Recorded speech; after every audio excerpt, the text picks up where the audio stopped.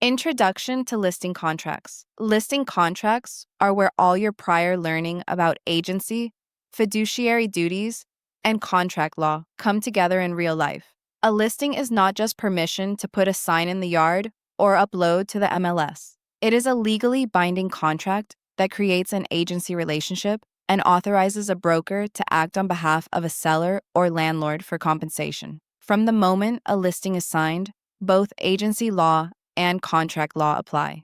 Agency determines who you represent and what fiduciary duties you owe. Contract law determines whether the agreement is valid, enforceable, and how compensation and performance are handled.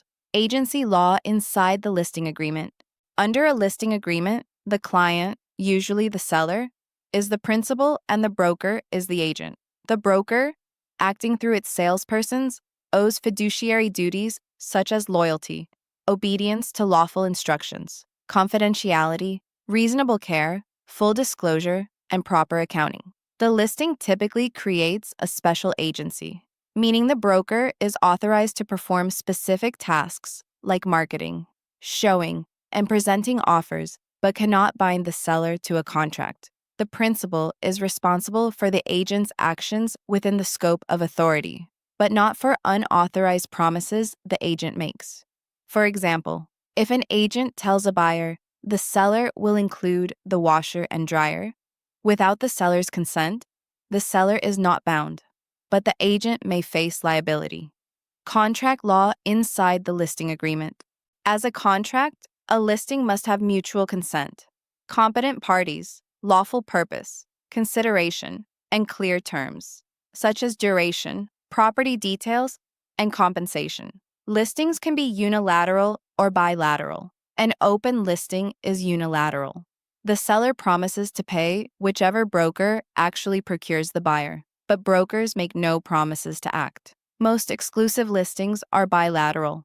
The seller promises to pay if the property sells. The broker promises to use efforts to market and procure a buyer. In many states, including Arizona, exclusive listings must be in writing with a definite expiration date to be enforceable. Written agreements avoid disputes, protect compensation, and clearly define the relationship. Express, implied, and assignment issues. A listing can be created expressly, written or oral, or in rare cases, implied by conduct when a seller knowingly allows a broker to market the property. However, best practice and state law strongly favor written, express listings. Listings are personal services contracts and cannot be assigned to another broker without the client's consent. If a listing agent leaves the brokerage, the listing stays with the employing broker unless the seller signs a new agreement with the departing agent at their new firm. Types of listing agreements. Seller side. An open listing allows multiple brokers and even the seller to compete to find a buyer. Only the broker who is the procuring cause is paid. So brokers usually commit minimal time and marketing. An exclusive agency listing gives one broker the exclusive right to represent the seller, but the seller may still find their own buyer and avoid paying a commission. This reduces competition among brokers, but still leaves uncertainty about compensation. The exclusive right to sell listing is the standard in most markets and in Arizona. Under this agreement, the listing broker earns a commission if the property sells during the term or protection period, regardless of who produces the buyer. This certainty encourages the broker to invest fully in advertising, photography, open houses, and negotiations. Net listings and their risks. In a net listing, the seller sets a minimum amount they must receive, and the broker keeps anything above that number as commission. This structure creates a serious conflict of interest because the broker's profit increases as the gap between the net and the actual sale price increases. For example, if the seller's net is $350,000 and the home sells for $390,000, the broker keeps $40,000. This can tempt a broker to underprice or withhold information, and is why many states ban or heavily restrict net listings. Even where allowed, they are considered risky and often unethical. Buyer and tenant representation agreements Buyer and tenant representation agreements mirror seller listings in structure. They can be open, exclusive agency, or exclusive right to represent, but exclusive agreements are most common. They create a fiduciary relationship where the broker owes full duties to the buyer or tenant: loyalty, confidentiality, and advocacy. Compensation may come from the seller side through MLS offers of compensation, directly from the buyer, or through a negotiated agreement with a FSBO. These agreements must clearly state how and when the broker is paid and must meet writing and expiration requirements in Arizona. Transaction brokerage and non-agency roles. A transaction broker or facilitator assists both parties in completing the transaction without representing either one as a fiduciary. The broker helps with forms, deadlines, and communication, but does not take sides. This model is recognized in some states and may exist in Arizona in limited forms. But the licensee must be very clear in writing that no agency relationship exists to avoid accidentally creating implied agency.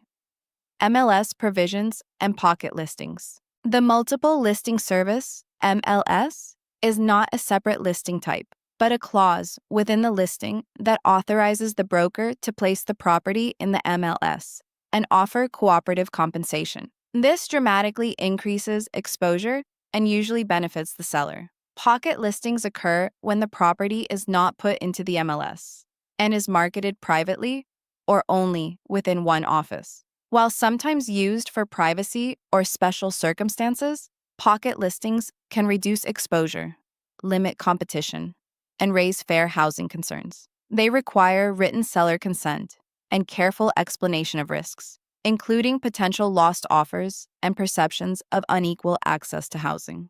Fulfillment of the listing agreement. A listing is fulfilled when both parties perform as promised. For the broker, this usually means procuring a ready, willing, and able buyer who meets the seller's terms or bringing about a transaction the seller accepts. Listings can be written so that performance is complete when a buyer is produced, even if the closing later fails through no fault of the broker.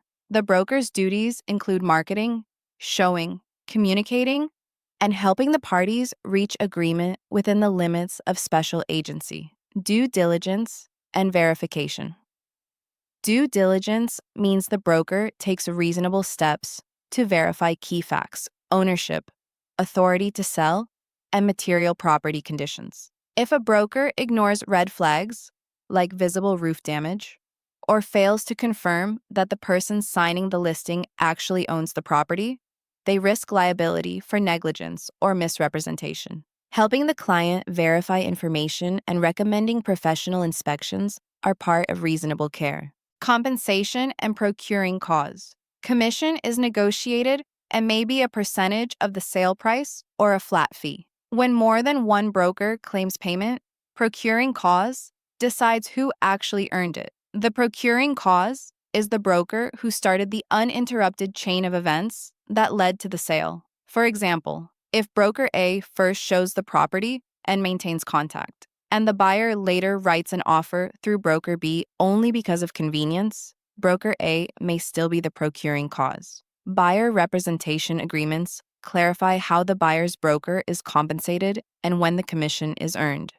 Termination of listing agreements. Listings can terminate for many reasons: successful performance, expiration, mutual agreement, infeasibility, such as destruction or condemnation, breach, abandonment, invalidity, or death or incapacity of the broker or seller. Because listings are personal services contracts, the death of the seller or broker terminates the agreement. Revocation is always possible.